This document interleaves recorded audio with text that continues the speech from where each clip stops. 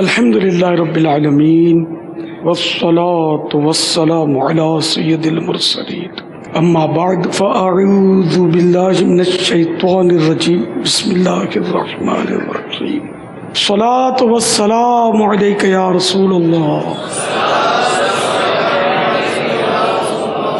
وعلی آلک واصحابک یا حبیب اللہ الصلاة والسلام علیک یا نبی اللہ وعلی آلک واصحابک یا نور اللہ۔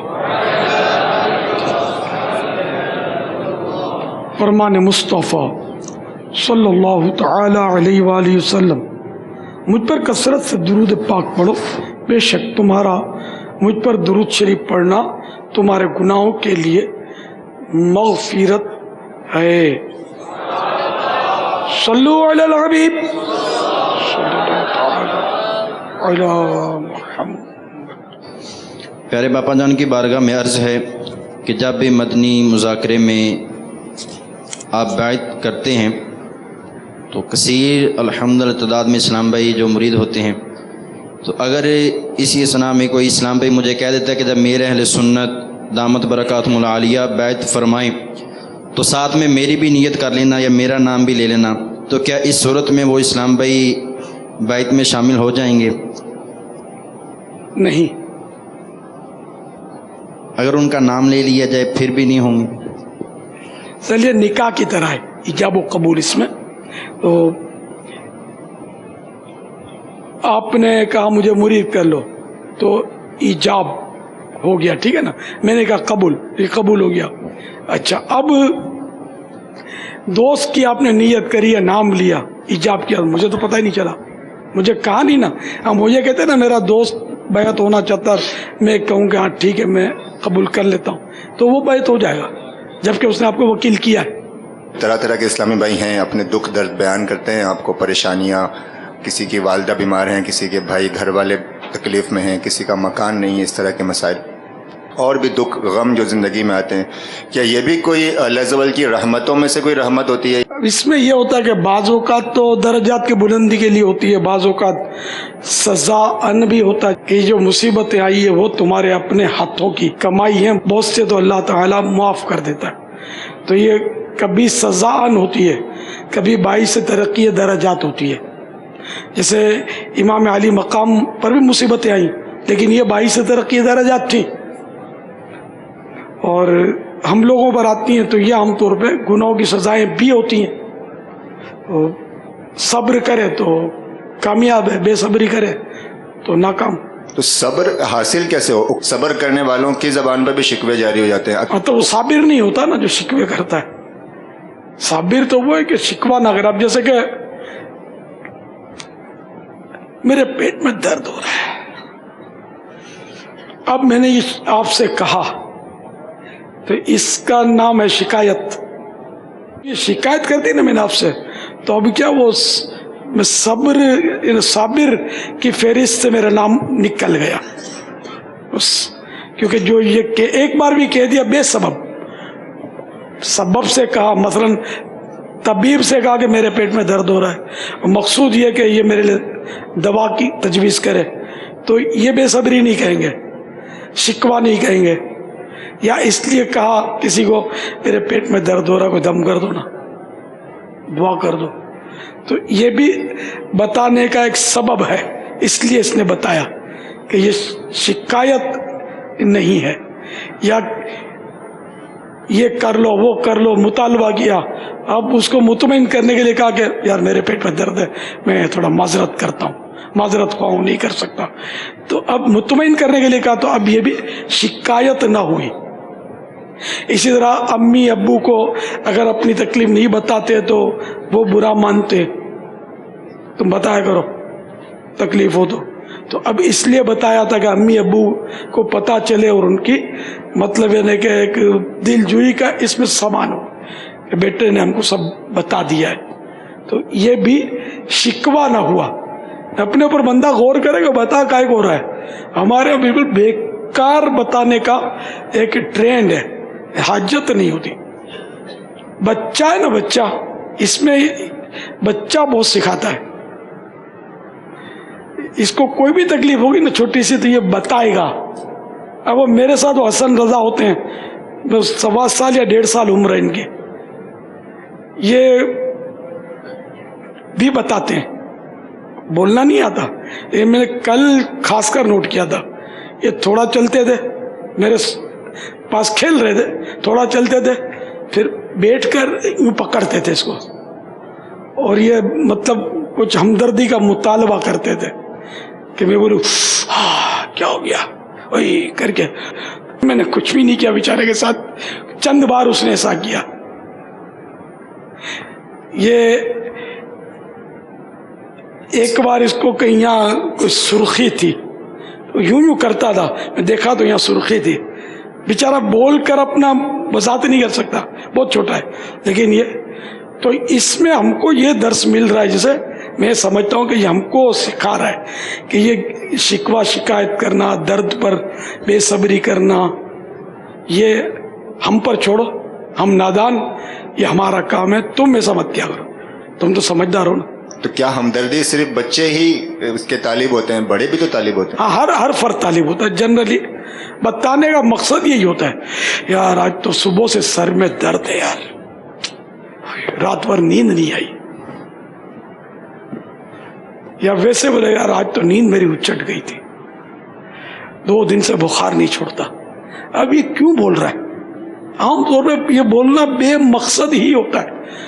اچھا اب دعا کے لیے بولنا ہے تو اب گریل کے باہر سے اس نے بولا کہ میرے 2 دن سے بخار نہیں چھوڑتا، چلے یہ دعا کے لیے بولا، لیکن یہ عوامی عدالت میں بولنے کی کیا ضرورت تھی؟ سب کو پتہ چلیا کہ عام بدولت کے پاس بخار کی تشریح آوری ہوئی ہے، چٹھی لکھ دیتا. کوئی ایسی ترکیب سے جس سے دعا کروانی ہے صرف اس کو پتہ چلے اور کسی کو پتہ نہ چلے. لیکن یہ نہیں. اچھا اسی طرح گھر کی تکلیفیں بھی، ماں بیمار ہے، باپ بیمار ہے، بچہ بیمار ہے، یہ بھی مطلب تکلیفیں بتانے کا مقصد بلا وجہ نہ ہو. ہاں سب کو دعا کی اپیل کرنا چاہتا ہے کوئی، اور اس لیے بتاتا ہے کہ میری ماں 1 سال سے بیمار ہے، آپ سب دعا کیجئے، یہ سبب ہے. جبکہ دل میں یہ نہ ہو کہ یار اس بہانے کوئی ہمدردی بھی مل جائے گی. اصل مقصد کیا ہے؟ دعا کروانا ہے یا لوگوں کو مطلع کرنا ہے؟ اب یہ اس کی دل پر ہے، ہم ظاہر پر دیکھیں گے، اس کی نیت پر حملہ کرنے کی ہم کو اجازت نہیں ہے. جنرل بات کرتا ہوں کہ بندہ یہ پسند کرتا ہے کہ میری پریشانی، میرا دکھ، میری تکلیف، میری بے روزگاری، میری قرض داری، میری پریشانی لوگوں پر کو پتہ چلے تو میرے سے ہمدردی کریں گے. اب وہ ہمدردی کیا کریں گے؟ ایک آدھ بار تو ہمدردی کریں گے، آپ کو ترس کی نظر سے، ہمدردانہ نگاہ سے دیکھیں گے، اور کیا کر دیں گے. بار بار آپ بولو گے یہ ہو گیا نے، وہ ہو گیا نے، مرض نہیں چھوڑتا نے، قرض نہیں چھوڑتا نے، میری ماں ٹھیک نہیں ہوتی نے، میرا بچہ ٹھیک نہیں ہوتا، پھر یہ لفٹ بھی نہیں کرائے گا، بلکہ آپ کو دیکھ کر گلی بدلے گا کہ یار ابھی اپنا فسانہ غم چھیڑے گا. لوگ نہیں سنتے یار، اتنا نہیں سنتے، کوئی کسی کی نہیں سنتا. ایک بار بول دیا نا، وہ سن لیا تو مہربانی، ورنہ یہ ایک بار بھی نہیں سنتے. ہم پورا اس کو لیکچر دیں گے اور یہ بالکل بولتا بت کا بت بنا رہتا ہے، کچھ بھی نہیں بولتے. اتنا نہیں بولتے کہ اللہ آپ کو شفا دے، خالی سن لیتے ہیں. تو اب کیا فائدہ بولنے سے کہ جو چاہتا ہمدردی وہ بھی اس نے نہیں کی، ہمدردی کا اظہار کرے. بعض بزرگوں کے تو ایسے واقعات ہیں کہ وہ اپنے گھر کے ایک فرد کو بھی پتہ نہیں چلنے دیتے تھے اپنی تکلیف کا، اپنی بیماری کا. تو بہرحال ہم پہلے متوکل بنے، پھر وہ کوئی درجہ بھی طے کریں گے. تو ہمارے تو حال ہی بہت برا ہے. ہر یہ اتنی بڑے نا ہم سنتے ہیں، اب بھی مطلب یہاں سے فارغ ہوں گے تو گلے شکوے ہوتے ہی ہیں. ایک پھڑیا بھی ہو جاتی ہے، برداشت نہیں ہوتی، اس کا بھی 10 کو بولیں گے یار بڑا درد ہو رہا، بیٹا نہیں جا رہا. نزلہ بہ رہا ہے تو بولیں گے نزلہ. کھانسے جا رہے ہیں، کھانسی بہت ہوئی ہے کھانسی. اب دیکھی جا رہی ہے تمہاری کھانسی، تمہارا نزلہ خود اعلان کر رہا ہے کہ میں قابض ہو گیا ہوں، تو پھر بھی زبان سے بولنا ہے. نہ بولیں اور خود ظاہر ہو رہا ہے تو ٹھیک ہے، لیکن ہمارا ذہن نہیں ہے. صبر کا نام سنا لیکن صبر کرنے کا ذہن نہیں. بیماری پر فضائل لیکن بس ہماری گلے شکوے کی عادت جو. ہاں مگر شکوے کی ایک بدترین صورت ہے وہ کفر میں ڈال دیتی ہے. اعتراض اللہ تعالیٰ پر اگر کر دیا تو گیا کام سے, ایمان سے ہاتھ دھو بیٹا. ورنہ یہ شکایت جو عوام سے کی جاتی ہے یہ شکایت ہی کہلاتی ہے. بلا ضرور جو اظہار کیا اس کسی پر کہ مجھے یوں ہوا ہے, جیب کٹ گئی تھی, ادھر میں پھنس گیا تھا, اور ٹریفک جام ہو گئی تھی یار, بڑی یار مجھے کوفت ہوئی, پریشان ہو گیا میں. تو یہ سب شکایتیں ہیں کہ بلا ضرورت. بھائی ابھی پہنچ رہے ہو تو اب ضرورت ہے کہ اس کو مطمئن کرے کہ میں ٹریفک میں پھنس گیا تھا. یہاں ضرورت ہے. ہم یعنی یہ خود بندہ غور کر سکتا ہے کہ کب ضرورت ہے کب ضرورت نہیں ہے. ضرورت ہے تو بولے, نہیں ہے خاموش ہے. لیکن ہم تو کوئی پوچھے اس سے پہلے ہی بول پڑتے ہیں, یا جی چاہتا ہے کہ پوچھے. اب وہ پوچھے گا اتنا, جب ضرورت نہیں بتایا تو اس میں بھی ایک یہ ہے احتیاط کی راہ کہ جتنی ضرورت ہے اتنا بتائے. واللہ تعالی اعلم ورسولہ اعلم عز وجل. صلی اللہ تعالی علیہ وآلہ وسلم. صلو علی الحبیب. محمد رشید قادری, جامع مسجد گلزار مدینہ, مین بازار گجر خان سے. آپ کی بارگاہ میں انتہائی محبت کے ساتھ آپ کی زیارہ کے لیے حاضر ہوں. سوال تو میں کیا آپ سے کر سکتا ہوں حضور. گزارش اتنی ہے کہ میں اپنی مسجد گلزار مدینہ مین بازار میں عصر کی نماز کے بعد احیاء العلوم سے مختصر سا درس بھی دیتا ہوں. آپ سے گزارش یہ کہ جیسے ہم کسی سے اپنی تکلیف کا اظہار کرتے ہیں تو محمد غزالی رحمۃ اللہ تعالی علیہ تو فرماتے ہیں, یا دیگر بھی فرماتے ہیں, کہ کسی سے اپنی تکلیف کا اظہار خدا کا شکوہ ہے. تو اس پر آپ کا کیا ارشاد ہے کہ ہم سب مختلف امور میں ایسا کرتے رہتے ہیں کہ اپنی تکالیف لوگوں کو بتاتے ہیں, جیسے اپنی تکلیف آپ کو بتائی. میرے ایک معزز دوست نے پہلے بھی یہ سوال آپ سے کیا شاید, لیکن میں اس ضمن میں کرنا چاہتا ہوں کہ جیسے ہم اس نہج کو کیسے پہنچ سکتے ہیں, چاہتے ہیں مگر پہنچ نہیں پاتے. جس طرح ہم احیاء العلوم میں دیکھتے ہیں, ایک بزرگ فرماتے ہیں کہ ان کی پیٹھ پہ پھوڑا تھا. کسی نے کہا آپ کی پیٹھ پہ پھوڑا ہے, آپ کو تکلیف دیتا ہوگا, صحیح سے سونے نہیں دیتا ہوگا. انہوں نے کہا جی پیٹھ پہ پھوڑا ہے, شکر ہے اللہ کا کہ آنکھ میں نہیں ہے, اگر آنکھ میں ہوتا تو میں کیا کر لیتا. تو اس ساری کیفیت سے کہ ہم اس کیفیت کو کیسے پہنچ سکتے ہیں یہ بتائیے گا. اور دوسرا میں طلبگار ہوں اس بات کا کہ آخرت میں آپ وہاں آپ کرم نوازی فرمائیں. جزاکم اللہ خیرہ. ہاں یہ ہے تو اللہ کی شکایت. جیسے وہ رابعہ بصری رضی اللہ تعالیٰ عنہ کا ایک قصہ بھی ہے کہ ایک نوجوان سر پہ پٹی باندھی ہوئی تھی اس نے, تو آپ نے فرمایا کیا ہوا؟ وہ سر میں درد ہو رہا ہے. اچھا, تو اللہ تعالیٰ نے جو تمہیں نعمتیں دی ہیں کبھی اس کی بھی پٹی باندھی ہے تم نے؟ جو ایک بار سر درد ہو گیا تو سر پہ پٹی باندھ لی شکایت کی کہ دیکھو دیکھو اللہ نے میرا سر دکھا دیا. تو یوں مطلب یہ ایک طرح سے شکایت ہے اللہ تعالیٰ کی. اسی لیے یہ منع ہے کہ کسی کو بلا ضرورت نہ بتایا جائے. یہ اس درجے پر کیسے پہنچے؟ ہم نماز پڑھتے ہیں, پڑھاتے ہیں, جمعے پڑھاتے ہیں, مگر اس درجے پر نہیں پہنچ پاتے. بس ریگولیٹری ایک سسٹم چل رہا ہے, جس طرح احیاء العلوم میں لکھا ہے یا دیگر متوکلین لکھتے ہیں, اس مقام پر نہ صحیح اس کی عشر عشیر بھی نہیں پہنچ پاتے. کیا وجہ ہے؟ اب یہ تو دور اتنا نازک ہے کہ جیسے کہ اب تو شبہات سے بچنے کا دور ہی نہ رہا, اب دور ہی بالکل چینج ہو گیا. اب یہ قلم ہے, یہ شبہ کی قلم. یہ اس لیے کہ اب جیسے کوئی بھی چیزیں ہیں نا, ان سب میں جنرلی اس میں اگر واقعی ہوتا تو شبہ نہ کہلاتا نا, لیکن انڈائریکٹ ایک قلم یہ بنا, اس میں سود کا گیم ہونے کا پورا امکان ہے, ٹیکس کی چوری کا پورا امکان ہے. اچھا, پھر تجارت کے اصول جاننے والے مزاروں میں چلے گئے, بازاروں میں کہاں ملیں گے الا ماشاء اللہ. تو اور نہ جانے کتنے اصولوں کا خون ہو کر کتنے حراموں کی ہوا اس کو لگی ہوگی. اب یہ میرے ہاتھ میں آ کر لفظ اللہ لکھ رہا ہے یہ قلم ہے نا, ٹھیک ہے نا.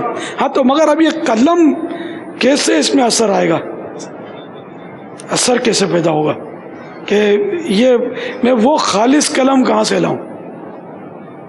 حضرت مفتی اعظم پاکستان مفتی وقار الدین صاحب رحمۃ اللہ تعالی علیہ فرمایا کرتے تھے یہ بچنا ہے تو 2 بکریاں لو اور جنگل میں کسی چشمے کے کنارے پڑاؤ کر لو یا غار میں جا کے بیٹھ جاؤ. تو یہاں اس معاشرے میں, اس دنیا میں نہ بولنے کا ٹھکانہ ہے, نہ چلنے کا ٹھکانہ ہے, نہ نگاہوں کا ٹھکانہ ہے, نہ روزیوں کا ٹھکانہ ہے. اب کوئی دعوت بھی کرے گا ہماری, وہ رقم جون سی بھی ہو شرعاً تو جائز ہے, ہمیں کسی پر بدگمانی بھی نہیں کرنی, لیکن ایک میں تقوی کی بات کرتا ہوں تو ایسا تقوی جو ان متوکلین کو حاصل تھا اب کہاں سے لایا جائے. اس کے بظاہر تو کوئی صورت نہیں ہے, مسجد بنی ہوئی عالی شان, اب خدا جانے اس میں کون کون سے پیسے لگے ہوں گے. ہم بولتے تھے کہ حلال کمائی سے چندہ دو, لیکن جو دے رہا وہ بھی سمجھ رہا کہ میرا کام حلال ہے, وہ اس کو پتہ ہی نہیں ہوتا نا کہ حلال کیسے ہوتا ہے اور حرام کیسے ہوتا ہے. حرام تو وہ شراب زیادہ بولیں گے, سود حرام ہے, سود کو حرام بولیں گے, لیکن کاروبار میں کئی ایسی باتیں ہو جاتی ہیں بھولیں کہ جو سود میں آدمی جا پڑتا ہے اس کو پتہ نہیں ہوتا کہ میں سود میں جا پڑا ہوں. اچھا, پھر ان میں عوام و خواص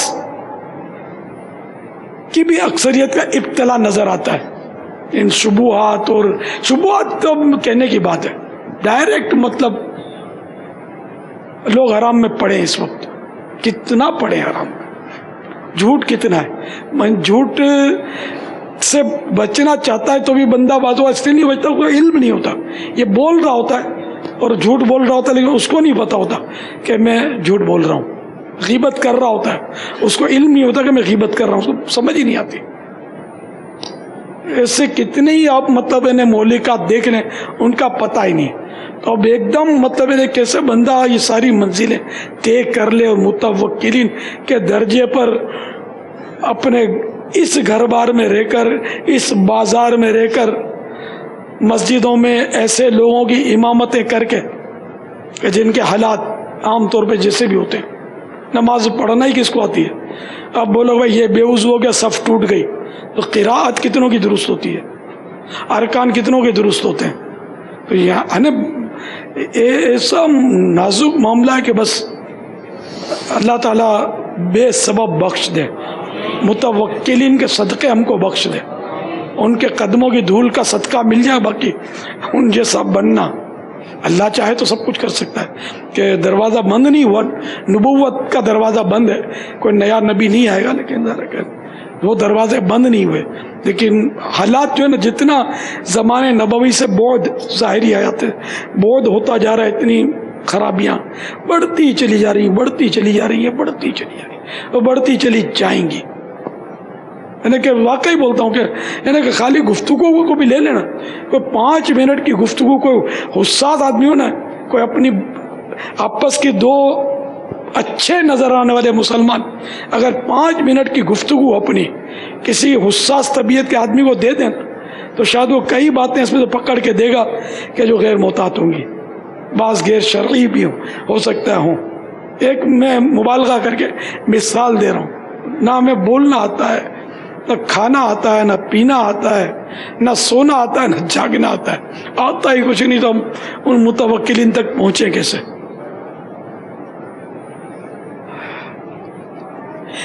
تو بے حساب بخش کہ ہیں بے شمار جرم, دیتا ہوں واسطہ تجھے شاہ حجاز کا.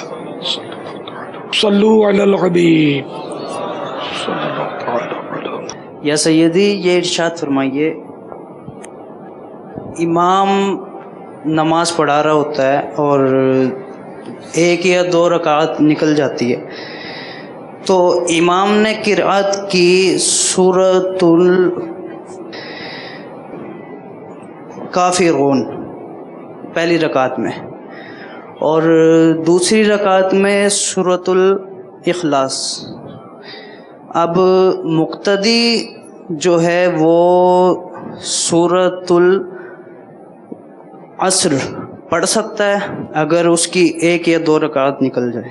فوت شدہ اس میں، ہاں تو فوت شدہ جب اپنی فوت شدہ رکعتیں پڑھے گا تو کوئی بات نہیں، پڑھ سکتا. ویسے بھی اب تو اس کی ترتیب میں تو وہ ہے بھی نہیں نا، تو الگ سے اپنی جو بھی صورت پڑھے. جزاک اللہ خیر. وَإِيَّاكُمْ. یا سیدی میرے اور میرے والدین کے لیے بے حساب مغفرت کی دعا فرما دیجیے. یغفر اللہ لنا ولکم ولہما بغیر حساب. چل مدینہ کی بھی دعا ارشاد فرما دیجیے. آپ کے ساتھ اور والدین کے ساتھ چل مدینہ کی دعا سے نواز دیجیے. ماشاء اللہ. صلو علی الحبیب. صلی اللہ تعالی علیہ. پیارے پاپا جان، آپ کی بارگاہ میں میرا سوال ہے، کیا قربانی کی کھالیں مسجد کے اوپر بیچ کر اس کا پیسہ مسجد میں لگایا جا سکتا ہے؟ اس کے بارے میں وضاحت فرمائیں. اگر مسجد کو دینے کے لیے پیسے کھال بیچی اور وہ پیسے کے دینے ہی مسجد کو ہے، اس نیت سے بیچی تب تو دے سکتے ہیں.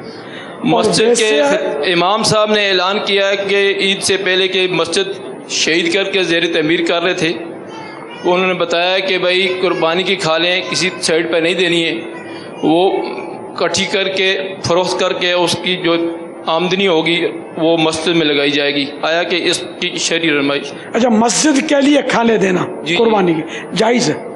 صلو علی الحبیب. صلی اللہ تعالی علیہ. پاپا جان عرض کرنی تھی کہ نیکیوں پہ استقامت کیسے بنے، ہم نیک کیسے بنے اور گناہوں سے ہم بچنے کا کوئی نسخہ عطا فرما دیں. نیکیوں کے فضائل پر نظر رکھے، ترک پر جو نقصان ہے اس کی توجہ ہو، یہ نیکیوں کا دوسروں کو بتاتا بھی رہے، نیک کام ہوگا، نیکی کی دعوت دیتا رہے، بیان کرتا رہے، تو انشاءاللہ اس طرح خود بھی پکا ہوتا چلا جائے گا. استقامت کی دعا بھی کرتا رہے. واللہ تعالی اعلم ورسولہ اعلم عز وجل وصلی اللہ تعالی علیہ وآلہ وسلم. صلو علی الحبیب. صلی اللہ تعالی علیہ. صلی اللہ. السلام علیکم ورحمۃ اللہ وبرکاتہ. وعلیکم السلام ورحمۃ اللہ وبرکاتہ. حضور 87 سے دعوت اسلامی کا مدنی کام ڈیرہ اسمیل خان میں شروع ہوا تھا. اولین میں سے ہمارے والد محترم تھے جو ہمیں بھی مدنی ماحول میں لائے. ماشاءاللہ. 91 ایج میں 14 جولائی کو ان کا انتقال ہوا، انا للہ. اور انہوں نے یہاں 9، 10، 11 جولائی کو ہمارا مدنی مشورہ تھا کابینات کا، جس میں میں بھی حاضر ہوا تھا. ان سے اجازت لے کر 14 کو انتقال فرما گئے. انہوں نے مجھے آپ کے سلام ارشاد فرمائے تھے، عرض کیے تھے، علیہ وآلہ السلام. مگر کوئی ایسا ذریعہ نہیں ہو سکا کہ میں سلام آپ تک عرض کروں، مگر میں ان کی بارگاہ میں یہ عرض کیا تھا کہ جیسا ممکن ہوگا ویسے ہی آپ کے سلام عرض کر دوں گا. جمعہ کے وہ منتظر تھے، پوچھتے تھے کہ جمعہ کب آئے گا جمعہ، تو عین جمعہ کی اذان کے وقت ان کی روح پرواز کی. تو حضور یہی میرے دل میں بار بار ذہن میں وسوسے آ رہے تھے کہ انہوں نے سلام تو فرمائے تھے مگر میں آپ تک سلام نہیں دے پایا. اگر اس طرح کا کوئی اور بھی ہو اور وہ سلام دے اور پھر اس طرح کا معاملہ ہو جائے تو اس سلسلے میں ہماری رہنمائی فرمائیں. اللہ تعالیٰ آپ کے والد محترم کو غریق رحمت فرمائے، آمین. درجہ بلند کرے. اس میں یہ کہ اگر کہہ دیا کہ میں سلام پہنچاؤں گا تو پہنچانا واجب ہو گیا، چپ چاپ سن لیا تو واجب نہیں ہوگا. تو ظاہر پہنچانا ممکن ہو تو پہنچائے گا بندہ. جی موقع مل گیا آپ نے پہنچا دیا. تحریرن بھی پہنچا سکتے تھے، کسی نمائندے کے ذریعے بھجوا دیتے. मगफिरत की दुआ करो। यगफिरुल्लाहु लना व लकुम। सल्लु अलल हबीब सल्लल्लाहु तआला अलैहि। ज़िला गुजरात, तहसील मिठियाँ, बरास्ता कोटला, अरबली खान, गाँव डोडे, मोहम्मद असजद रज़ा अत्तारी। प्यारे बापा जान, अर्ज़ है कि जुमा शरीफ को बिला वजह शरई उज़र सफ़र करना कैसा? बाहर शरीयत हिस्सा चौथा, मसला नंबर 71।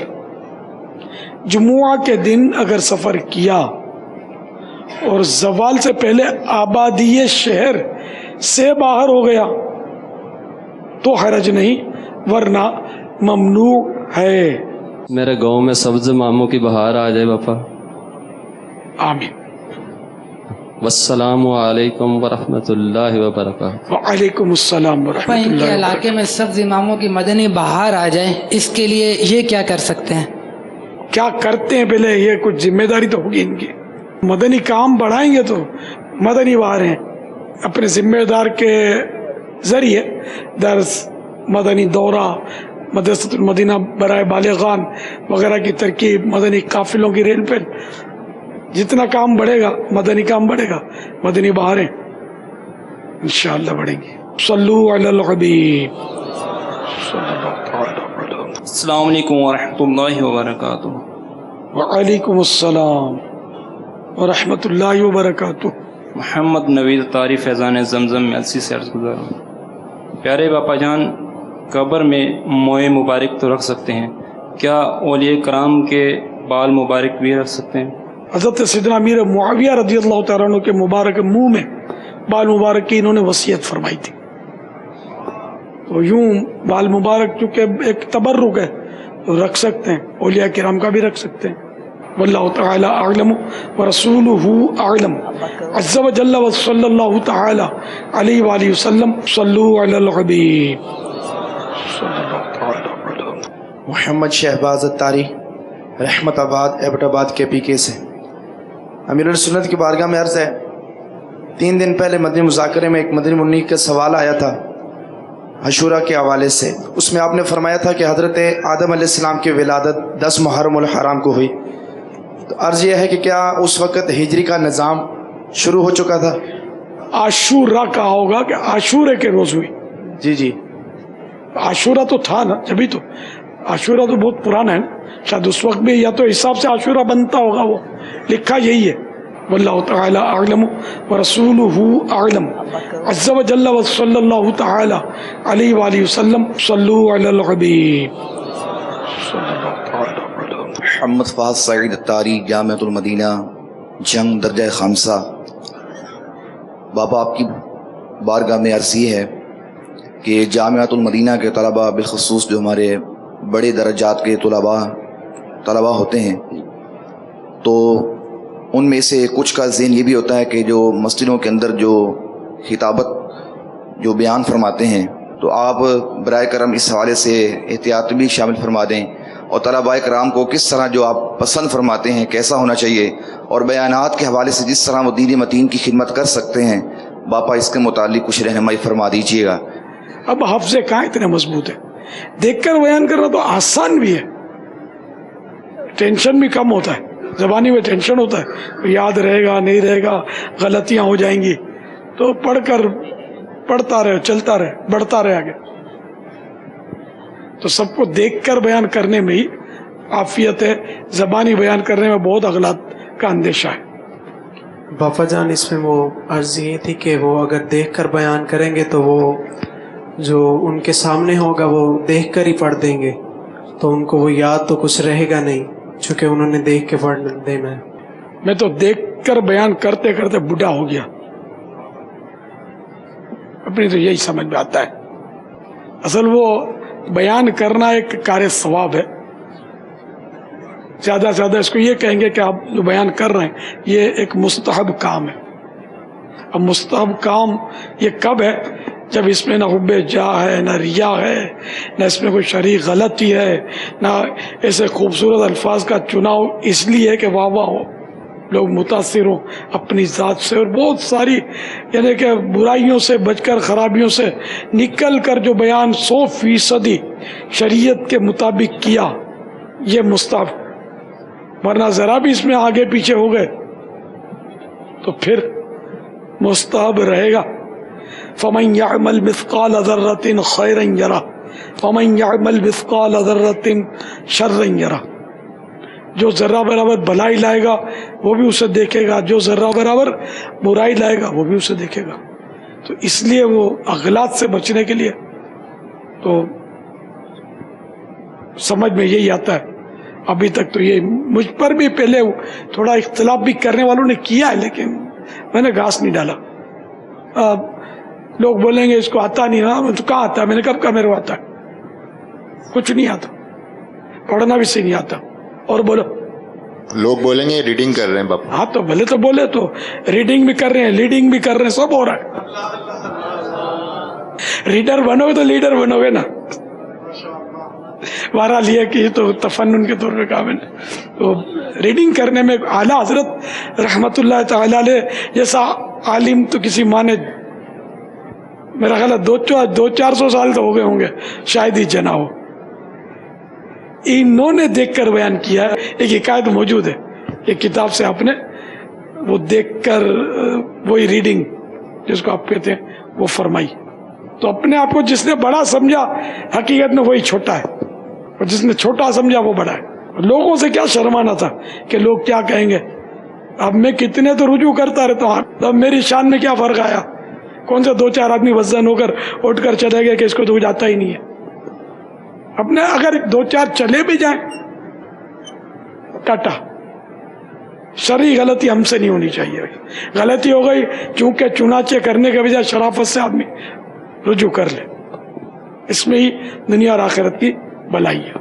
اچھا چلو, میرے پاس کتابیں تو آئی ہیں تھوڑی, کس طرح دوں میں, یوں دوں یا کچھ مدنی کارکردگی پر دوں؟ فیضان سنت کا درس دیں گے. چلو انشاءاللہ. اور جو 10 دن سے باہر نکلا ہی نہیں ہے, چلو اگر باہر اپنے بستوں پر حلقوں کے علاوہ جو ٹائم ہے اس میں خریداری کے لیے دکانیں جو ہے فیضان مدینہ کے روڈ پر نہ گیا ہو, گلی پار نہ گیا ہو, تو 10 دن سے یہیں پڑا ہے, حلقے بھی اٹینڈ کیے ہیں, ٹھیک ہے نا, ایسوں کو دے دیتے ہیں اپنے. تو مدنی مذاکرے میں آٹومیٹک انہوں نے شرکت کی ہی ہوگی.